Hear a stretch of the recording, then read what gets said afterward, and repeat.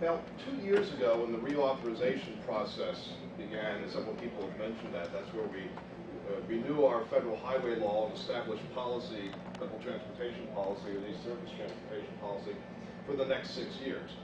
And as I think some of the panelists mentioned, it's close to 2 years behind because there are so many sources of disagreement, not just on how much money to spend, but how to spend it. But when the process began, the chairman of the House Transportation Committee, Don Young, was committed to a major tax increase and a major increase in spending for the program. And in the early days, he was trying to sell this idea, and one of the things he was talking about was needs. And in one of his needs-based presentations, he's noted that since 1970, we have this many cars, we have this many licensed drivers, we have this much population, but over that same period, we only added 6% to road capacity. So I thought about it, I looked at that, and I said, this is almost 35 years, and we've added 6%. It turns out those numbers are conformed by DOT numbers. He didn't make this up. And I thought, you know, you'd be hard-pressed to find any kind of industry, any kind of government program, in fact, that did that poorly over that period of time when the product that they were making was in high demand by people. So I'm then curious to say, okay, what did this non-performance cost us? And so I went to you get the historic tables of the federal budget, see what we're spending on everything. And I took all the highway money and I adjusted it for inflation. So it turns out over that period of time, the federal government alone spent $700 billion on surface transportation. And the states would have added, given the traditional shares, probably about another trillion on top of that. So we had $1.7 trillion was spent over a period of almost 35 years, and we got a 6% increase in capacity. The answer is still where's the money going? Now, I can't speak for what happened back in 1975, but if you look at the way the highway bills are being crafted today, and the kind of highway bills we have, they're really not about transportation, they're not about highways. If you look at the debate that takes place in Congress, they're talking about jobs, they're talking about priority projects for our local districts and things like that. You never hear anybody talk about the poor quality of the roadbed, issues of safety, and you certainly never hear issues of mobility or issues of congestion. In fact, if you look at the dozens, if not hundreds, of programs that comprise the federal government, there's only one program that has the word congestion in it. It's called Congestion Mitigation and Air Quality, and the purpose of that program is to fund hiking trails, sidewalks, and bicycles, and transit, and carpools. You can't use it for capacity. So this gives you this sense. So if you were looking for some relief from Washington, look elsewhere. And it's only getting worse. I guess in terms of, you know, again, I can't speak for what happened 20 years ago to the money, but if you look at the bill that's sitting there now, you look at all the dollars are there, all the programs are there, you see that of the revenue that goes in, and revenue is almost exclusively fuel tax money and truck excise tax money, it all comes from the users. Only about, at present under the current plans, about 57% or so of that money, this is without adjusting for Davis Bacon, by the way, will come back to what I call general purpose roads. So when I say general purpose roads, I'm excluding roads and national parks, which we now fund through the Federal Highway Trust Fund, which we did 10 years ago. So you have an enormous number of leakages that go to things other than roads, cars, and general purpose motorists. And the leakage process is getting worse with each passing year. So you don't have once you start talking about jobs, once you start talking about local projects, and you stop talking about transportation, anything goes because you have no standards anymore. And so in my community, our city fathers put an application in for, this was just last year, for federal transportation money to fund the construction of a replica slave ship for our museum. Now it was the application was not accepted, not because the people that received the application are good judges of what people need and how much should be spent, but they were already funding that year 4 replica ships. So they thought if they do a 5th ship, well, maybe we couldn't do this little garden park over in Roanoke or something like that. So the garden park beat out the slave ship, but they'll resubmit it next year, and so maybe they'll be at the front of the line. So when they do the 4 replica ships, they'll get theirs first. And this goes on. I mean, there's new bicycle programs. So it's anything about the motorist, and it's not going to get any better. So if you talk about, I have no problem with paying for. I don't think anybody here has a problem with paying more for better service. But the problem is you have a program that cannot deliver that service. I mean, they've demonstrated it over the last 35 years. They admit it. They don't know that they're admitting it. But in fact, because this is the standards of Washington, that 6% over 35 years ain't bad. So this is the problem that you're confronted with. And why the best thing you can do is just sort of, you're never going to improve the program because it's only getting worse. Political dynamics make it worse because it's a spending program. And there are simply no standards. And so, you know, our fallback position is basically to contain the program and look for new mechanisms by which we can begin finding innovative ways to fund capacity that people actually want, as opposed to what people pretend they want in Washington. And I think there's one other sort of especially dopey thing that I thought about. I mean, basically, you know, that's, you could go through any state DOT's list of things like that, and you'll find just scores and dozens of leakages that go to things. Historic preservation, we have a program to restore old train stations that no longer serve as train stations and turn them into restaurants and things like that. And so if you wonder, you know, why don't you have the resources, it's because the resources are someplace else, not because you're undertaxed. There's simply wasting the money and things that have absolutely nothing to do with mobility and transportation.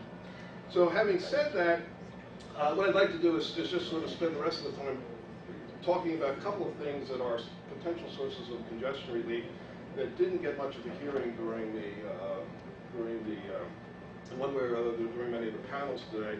And they are public-private partnerships and, number 2, performance-based transportation management. In 1995, under Governor Jim Gilmore, the state of Virginia passed the Public-Private Transportation Act of 1995, and it was, for government and the legislator, a remarkable piece of legislation because it essentially set no guidelines, set no standards, set no particular goals other than with a basic statement of bring us a deal. It didn't suggest what that deal should look like. It had no priorities. It had no say, well, it should be over here, it should be in rural areas, it should be this, that, and the other thing. Simply bring us an interesting project, and we have this mechanism. You know, we established a series of guidelines and mechanisms by which you have a review process and by which others have a period of time to come in with a repeating process.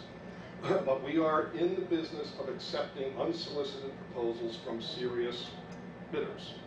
And today, it was a little slow getting off the mark. The first project was for essentially the privatization of all of the maintenance and management of the interstate highway system in Virginia. We went to a private company, and we saved about 15%. And that unsolicited proposal came in within about a couple of weeks of the enactment or the effectiveness of the legislation.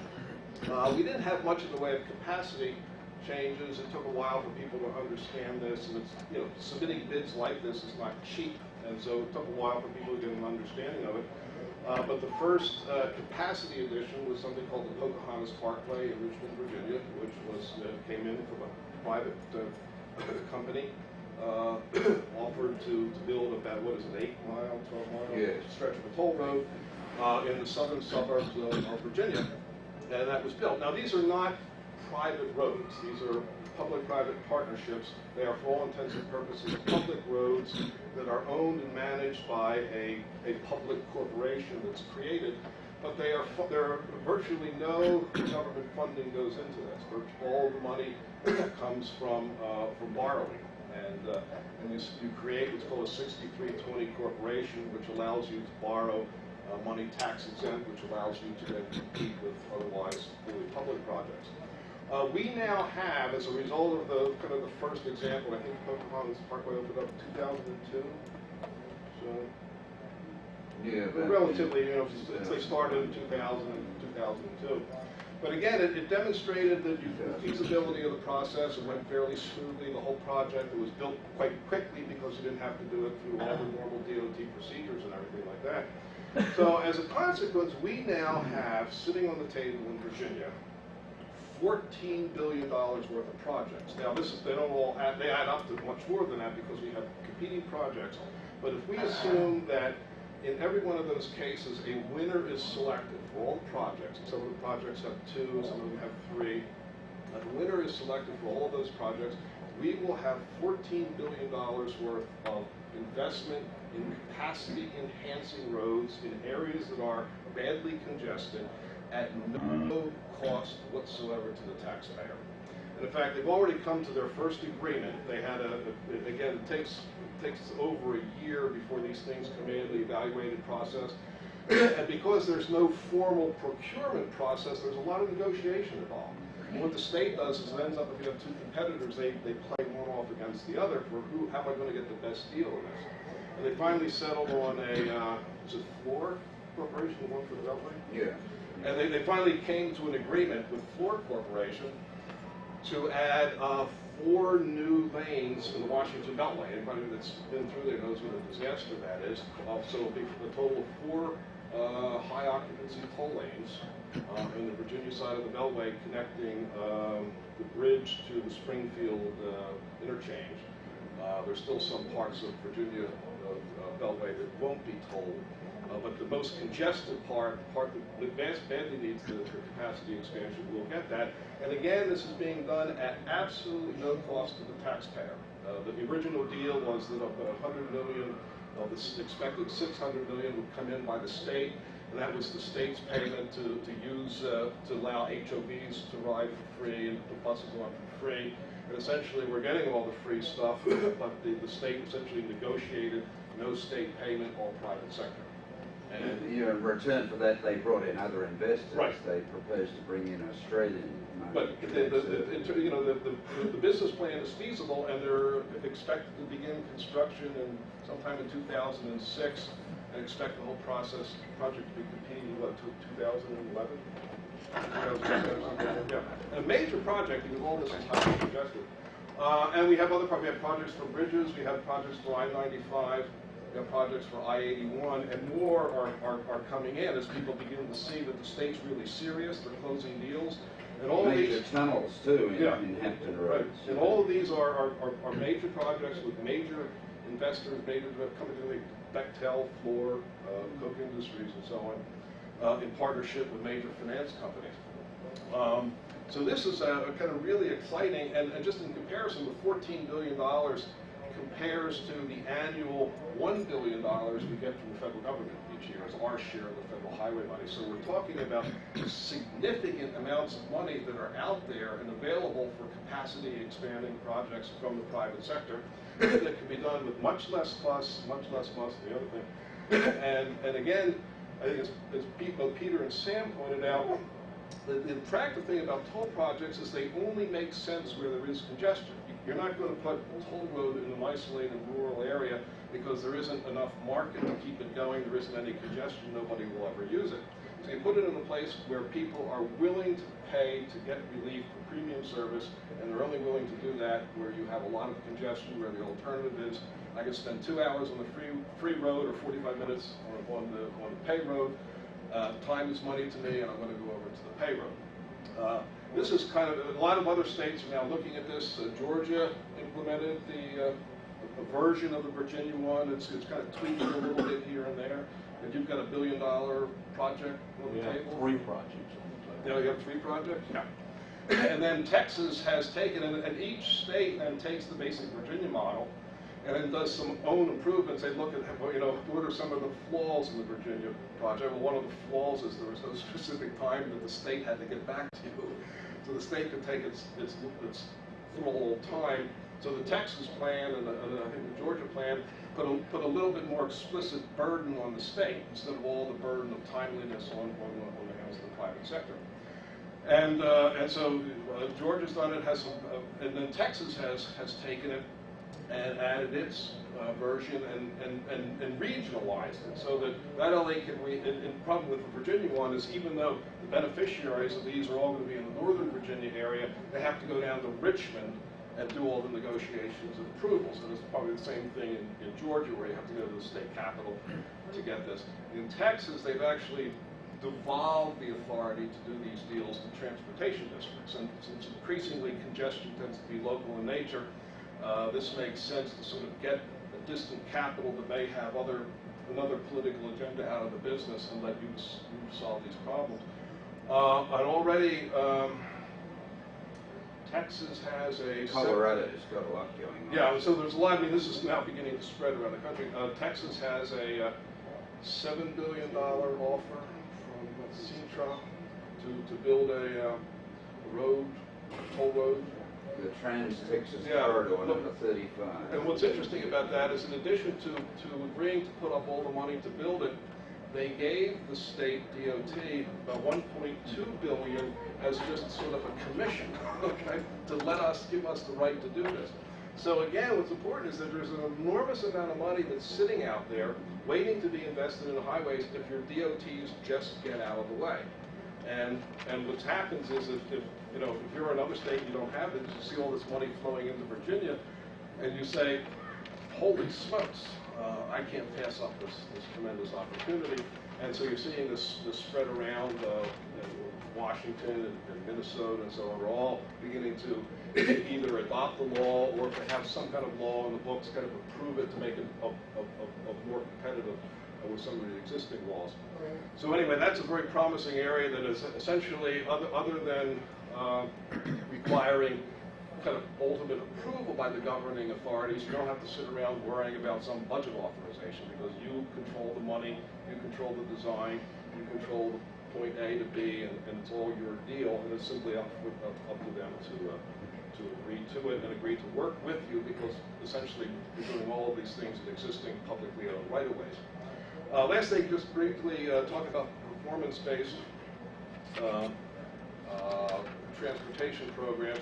One of the interesting things about the debate last night with Mr. Bell, and everybody was jumping all over him, he pointed out, he was noting that the entity that he operates has this huge budget. They spend it on a lot of different things, including transit. And say some on wastewater, some on transit, but a lot of infrastructure spending. And he talked favorably about transit, all the money they were spending for it. And then during the question and answer period, Wendell Cox raised a whole series of questions with facts and figures about how little he was getting from the money, what a waste it was, and why are you doing this? And Mr. Bell agreed with Wendell Cox.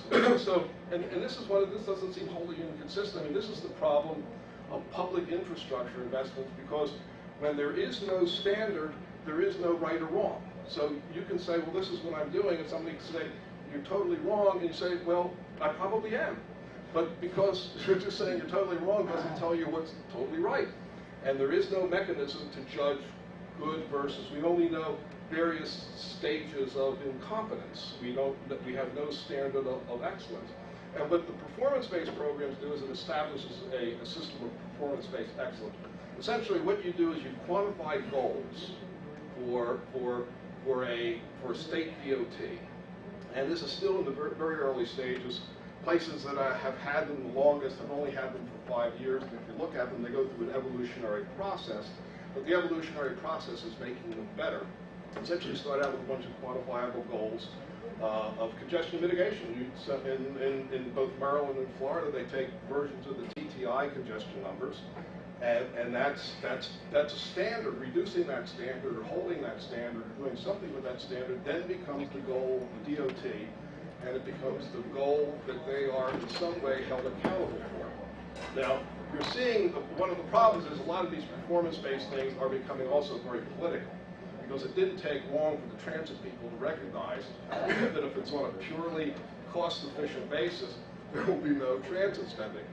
So they end up with these little transit goals, like, so the DOTs are then measured on ridership.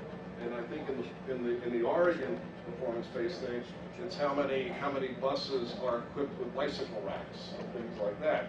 So essentially, you force the DOT to be less efficient. But I mean, this is what you could never expect public spending to be totally divorced from politics. But I think at least we're moving in the right direction.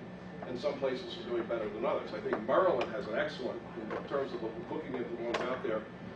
Maryland under Flanagan has done a very nice job. So if you want to see how these things work, go to Maryland DOT, go to the performance measures, pull up, and you'll see it's a very quantitative program that they are evaluated not on are we doing fair or poor, but on measurable numbers of engineering standards and roadbed quality and safety, fatalities per mile, and things like that.